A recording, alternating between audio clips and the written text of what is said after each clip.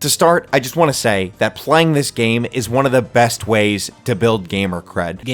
And having a lot of gamer cred is very important to me personally, so I just want to give Dunkey a tremendous thank you for introducing this game to me and giving me this beautiful opportunity to accumulate this much cred. Sometimes gamer cred can feel like that political image of the pipe where the fat guy is getting lots of water, but the other skinny dude, he's only getting a little bit of water, where the water is gamer cred and I'm the skinny guy, but after playing Star of Providence, I'm the fat guy. Star of Providence is a game where a spaceship flies underground in a post-apocalyptic world looking for treasure or some shit. Does the story matter at all? It's like Binding of Isaac meets Enter the Gungeon. There's a cat who says his name once, and then he doesn't say his name anymore, so I don't remember what he's called. I started off by playing this game on the Switch, the Nintendo Switch.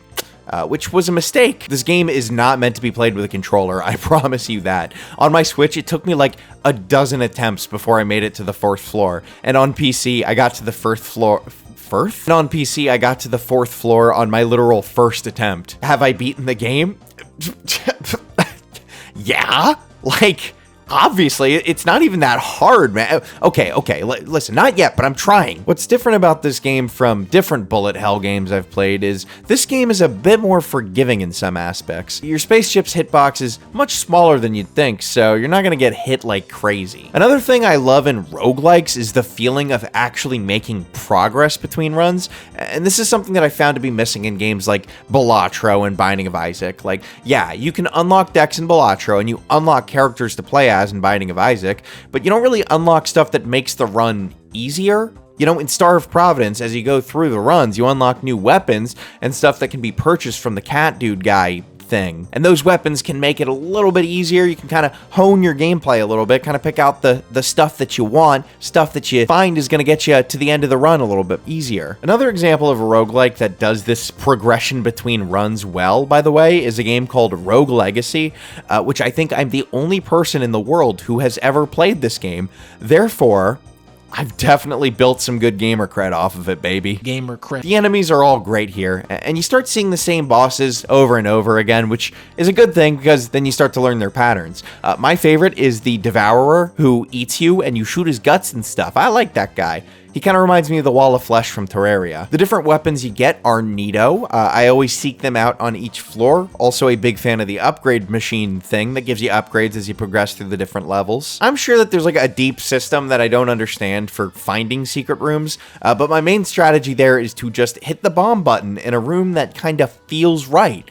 And then proceed to be wrong like 90% of the time. It's not even that big of a deal though, because you get your bombs back pretty easily. So it's like you waste a bomb, it's like, you know, you're gonna get one soon. I used to get super addicted to roguelikes back before I really knew what a roguelike was. So playing this game was a familiar but unique experience. It really is basically Binding of Isaac made into a bullet hell game, which is funny because I've never been a fan of bullet hell games, and I like Binding of Isaac, but only for a few hours or so.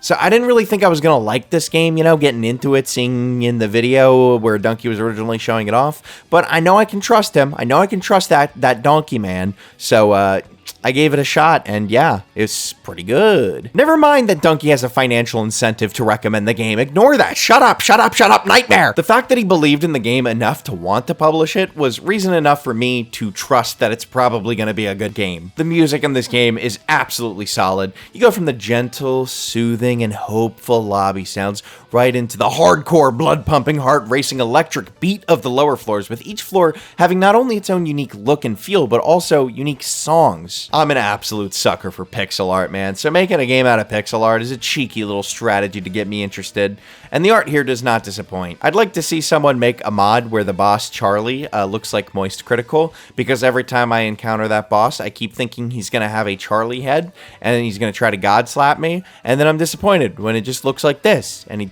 doesn't even have like a hand, so he can't god slap me. So far, I'd say Big Mode is 2 for 2 on their published games. And you know, this game is definitely not gonna make it to the Game Awards. You know, it's a lot more niche and smaller in scale as a project when compared to Animal Well, but it absolutely stands on its own as a solid, addicting roguelike with enough content to warrant hundreds, if not thousands, of playthroughs. depending on how much free time you have, I guess. Overall, though, this game definitely isn't for everyone and does not have the more general appeal that Animal Well had. If you like roguelike games, bullet hell games, Binding of Isaac, etc., you're probably gonna like this one. It's a solid 3.5 out of 5. Thank you very much for watching this video, and I will see you guys next week with another one. Goodbye.